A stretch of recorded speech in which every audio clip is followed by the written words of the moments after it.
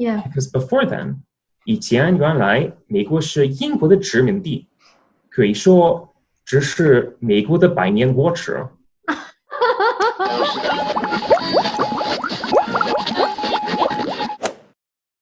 Hello， 大家好，我是书单索菲，又来跟你一起学术吃瓜人类社会了。最近特别不好意思，比较忙，一直在割。但是呢，我今天请到了我在学术圈最好的朋友，你叫什么来着？哔哩哔哩和 YouTube 的朋友，大家好，我是班俊义。小班是美国人，出生在康涅狄格州。那他之前是社会学的博士，后来转到去读政治学的博士。那他自己对中国问题也一直还挺感兴趣的，会说一丢丢的中文。那今天我们的整个访谈会以英文的形式来进行，希望各位观众呢口下留情，不要嘲笑我的英语口语，语言只是一个沟通的工具。那我在字幕上会有一些简单的翻译，当然因为我们讲的内容对吧，可能会有一些些的 nerdy， 一些些的书生气，所以我们会尽量少说术语。So the subject of our conversation today is socialism in the US. Yes, a lot of Chinese netizens have been joking about that. Socialism is the only solution to save America. But why is it so hard? First, would you mind to elaborate on the class struggle issues in the US? Well, one of the main issues is that it is true that since the 1970s, inequality in the US has been very steadily increasing. And so from 1940s up to the 1970s, inequality was declining in the US, and this is considered the sort of golden age of American capitalism. Yeah. Since the 1970s, though, the income divide has steadily increased and the wealth divide has steadily increased. So there is a growing social tension about inequality in the US, in particular with the recent economic shutdown, but even beforehand, a lot of discontent over inequality. Actually, in my channel, there was one video on capitalism in the 21st century. So I talk about studies by Thomas Piketty. He sort of challenges the Kuznets curve and says that there is this expensive growing income and wealth inequality issue in the US and across the world. In that video, I also cite the study that the 0.1% of the wealthiest people in America, their wealth is almost the same as the aggregate wealth of the bottom 90% of American people. It's insane. Mm-hmm, mm-hmm. In classical Marxism, we talk about proletariat versus like a bourgeoisie capitalists. But in the US, the way we categorize class struggle is very different. There is this term, the middle class, a very frequently mentioned term on the media.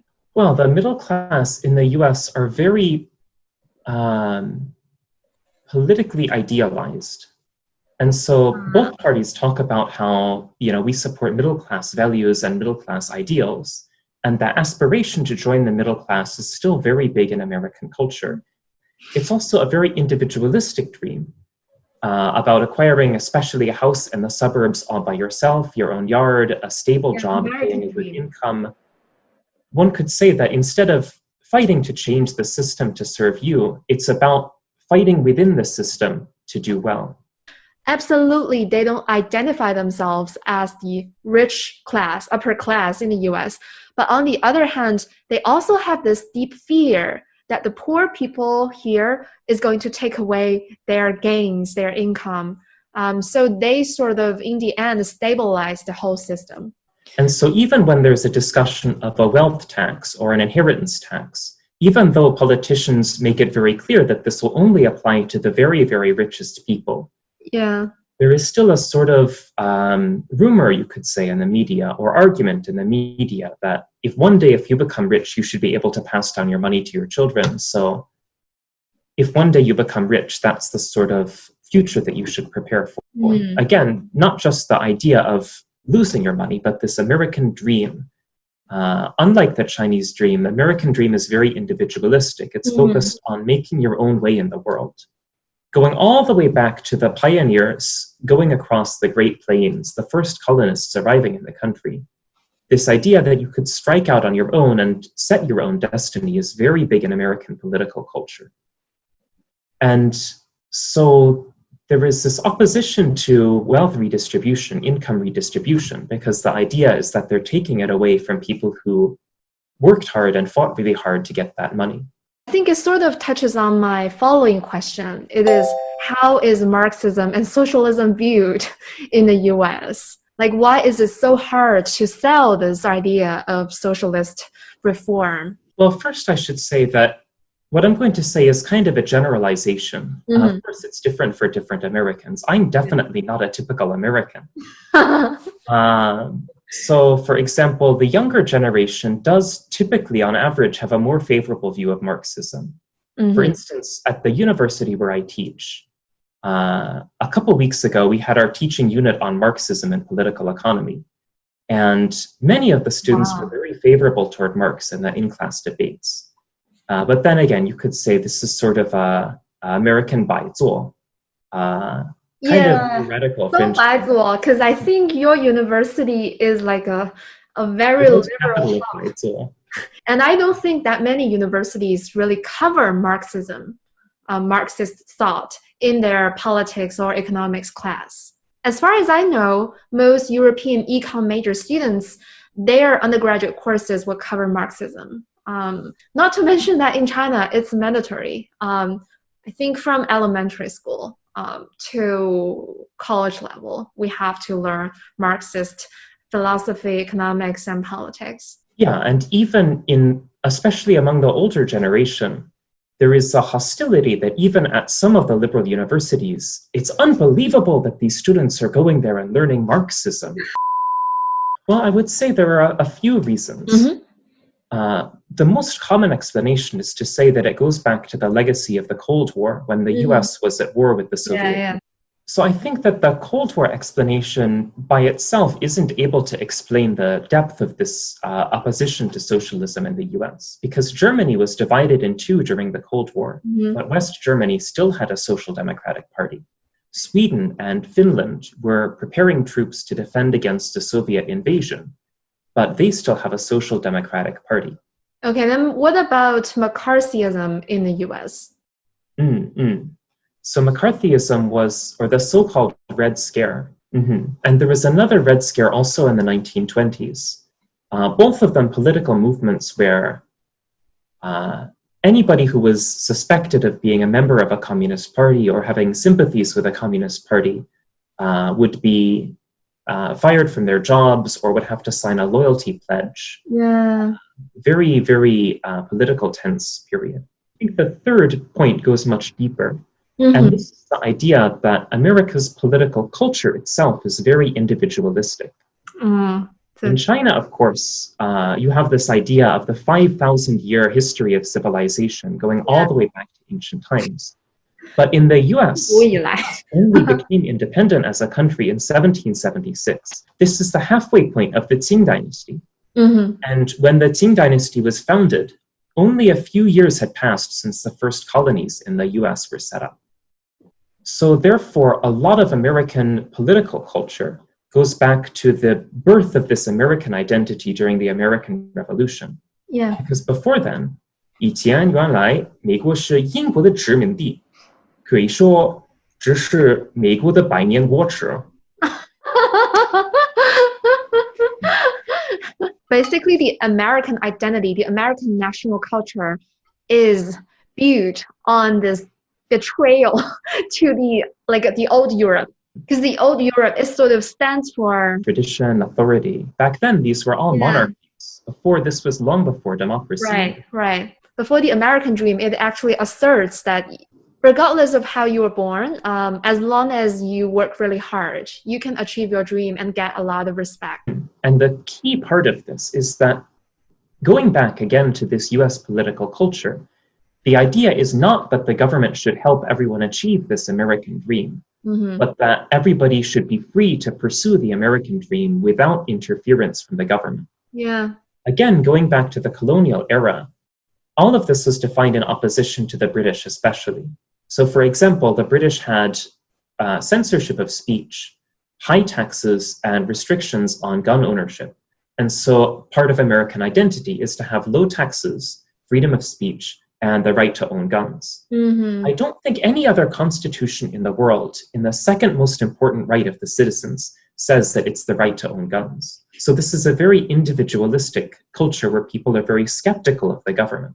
Yeah, so that's like very old school, hardcore American values, and it sounds very much like Republican conservatives to me. Yeah, the Republican conservatives have really monopolized this idea that they represent American values and the American dream, and anything outside of that is un-American.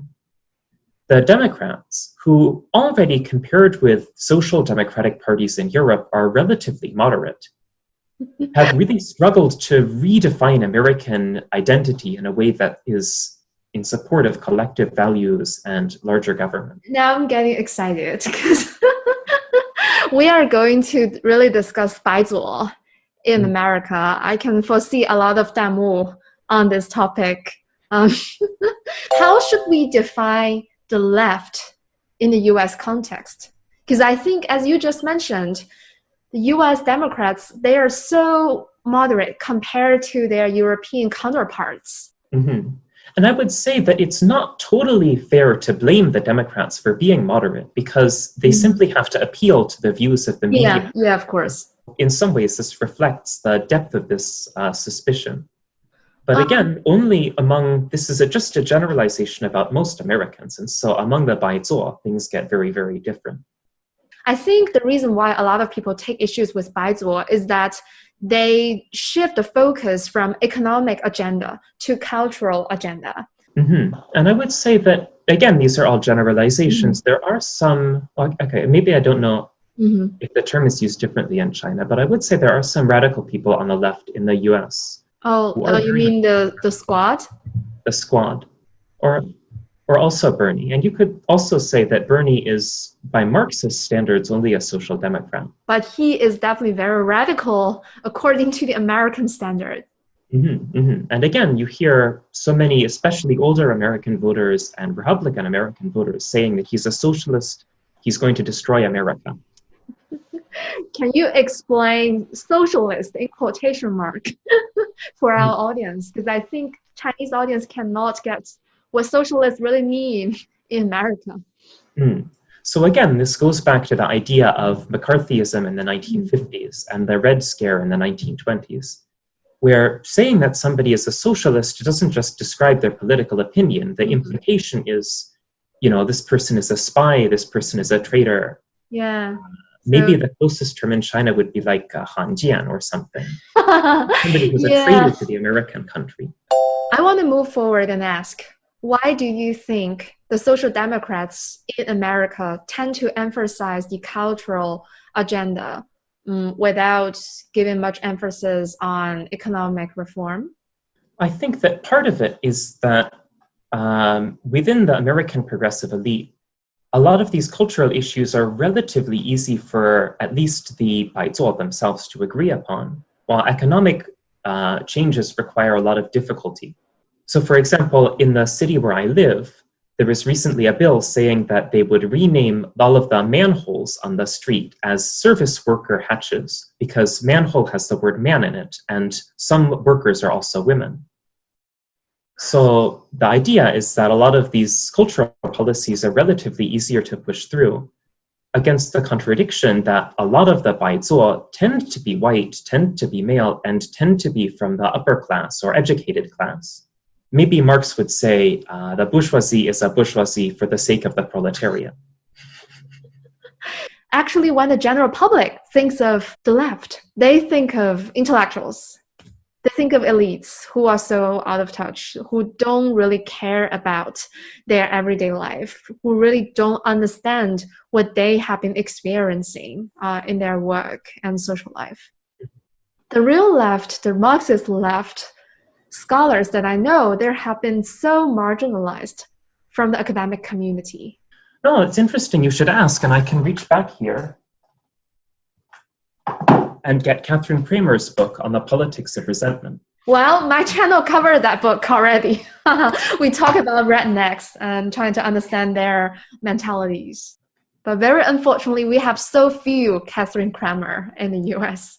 Yeah, so Americans often also don't have a very good conception of how other varieties of capitalism or other social democratic systems work around the world. I would say, if in past videos, have you covered Plato's story of the cave? Yeah. So I think that this gives a good description of how most Americans' understanding of the rest of the world works. They've only ever seen the shadows of the rest of the world on the walls of the cave. And so you still hear sayings like, oh, in Europe they have socialism, and if you want to go to the hospital, you have to wait in line for 2 weeks. And the unemployment is at 40%, and you can never get a job, and the economy is never growing. So it's a very simplified view, which doesn't really understand the varieties of capitalism that are out there and exist. I think most Chinese audience are unfamiliar with this term, varieties of capitalism in Europe, because we often take it for granted that, capitalism in the West world, it's basically the same. The American way means the Western way means the European way. But actually, in reality, their economic model are so different. Similar misleading view that a lot of Americans have, that in order for a system to be capitalist, it has to be as much free market economics as possible. And yet what we see in a lot of European countries is a mix of market and state forces, where the core logic of the economy is based on a market system, but there's also a very large state-based or coordinated system along with it. So typically, scholars studying the varieties of capitalism distinguish between the liberal market economies on the one hand and the coordinated market economies on the other. The liberal market economies are based more on the free market and free interaction between businesses, with relatively low taxes and low regulation and a lot more competition. The US is the strongest example of this type. Yeah. But Canada, Australia, England, New Zealand, in other words, all of the English-speaking countries have ended up with similar systems. Yeah, I think UK may be the second most extreme case. Australia and New Zealand, as far as I know, they sort of sit in the middle. They are far more socialist than the US, I think. And you absolutely will hear Americans talking about how Canada is socialist and the UK is socialist. And yet even the UK system and the Canadian system are still only midway along the spectrum before you get to the coordinated market economies. Here, scholars sometimes distinguish further between the corporatist welfare model, where you see Germany and France, for example, that have a welfare system, but it works differently for different levels of society. For example, the workers in the metro system have earlier retirement times and larger pensions because they're working in the dark all the time and they don't get to see the sunlight, and so they get special benefits. While in Germany, the labor unions are very strong, but unlike the Marxist labor unions, they coordinate with the business owners to mutually increase the productivity in a bargain that divides the growth between capital and the labor. And then further, you have the social democratic systems, which are the most high welfare, most equal end of the spectrum. Here we have countries, especially in Northern Europe or Scandinavia, like Sweden, Denmark, Norway, Finland, in particular these four. Heaven in the world. And these are countries that have managed to achieve a very high level of development, a sometimes higher level of human development than the United States. But they also have very high level of income inequality, a Gini coefficient of about 0.2, and very good social services and very good welfare. Yeah, but the burning question here is that how is that sustainable? Is it only because these countries are very, very small? Well, I think that it kind of depends from one to another. Norway, for example, has a relatively large oil well off the coast of the country, and this helps to fund a lot of the social programs there. Most countries with large oil deposits have struggled with corruption and wasting the money early, but Norway has been relatively good about spreading it out. But I think that the deeper difference is that, especially in the Scandinavian countries and Germany, which are the most successful at balancing economic growth on the one hand, with equality on the other, is that these countries have been able to bring the capitalist class into this sort of bargain with labor, a corporatist system where the idea is that everybody is working together but for the benefit of the country. So in some ways, it's almost the opposite of Marxism. This is a system with very little class conflict, very little benign capitalist system. Which sounds impossible to me as a Chinese. I don't think our audience is gonna buy it. No, and I don't think that a lot of Marxists in general would buy it. But the general idea is, but it works. But it works somehow. Between labor and capital that goes all the way back to in some ways, all the way back to the 1930s. So this is a system that is very hard to build overnight, because if there's a lot of class tension already, so it's very hard to set up. But you really need like a full set of institutions to ensure that cooperation, that coordination between capital and labor. And also you need a fundamental ideological change, revolution in the country, so that you can achieve that collaboration. So this is why it's difficult not just to set up socialism in the US, but also to set up social democracy. Partly because the same mainstream Americans will see social democracy and say that's just as bad as socialism. But also because changing a whole economic system is very, very difficult. All of the different institutions in the system have to work together very closely and are designed to support one another. So if you just take one out of it and replace it with another, if the gears don't fit together, then the engine won't be able to run very well. One example would be the call by Bernie Sanders and a lot of the democratic socialists in the US to establish a universal Medicare for all system, where you're only changing one institution at a time. So it would replace all of the private insurance systems with a single government insurance system, which is not terribly unusual for what some countries have. And certainly a lot of European countries have a large government competitor with the private market. The challenge in the US is that it's not just that the insurance companies are making money, but the whole structure of the medical system. So if there's Medicare for all, then the cost at the hospital is still one of the highest in the world in the US.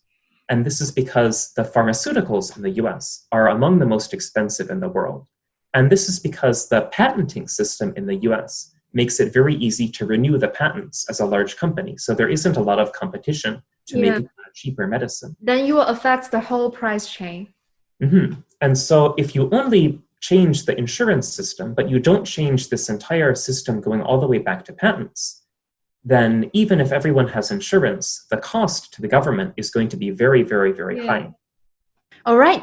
Thanks for coming to my channel. You are actually the second guest speaker on this channel and the first foreign guest speaker. Thank you very much. Oh, thank you for inviting me. 下次再聊。那以上呢就是我们今天这期节目了。如果你对有趣的人文社科内容感兴趣的话，不要忘了订阅我的频道。如果你喜欢这期节目的话，欢迎点赞、收藏、投币、留言。那我们下期再见，真的下次再聊咯，拜拜。拜拜。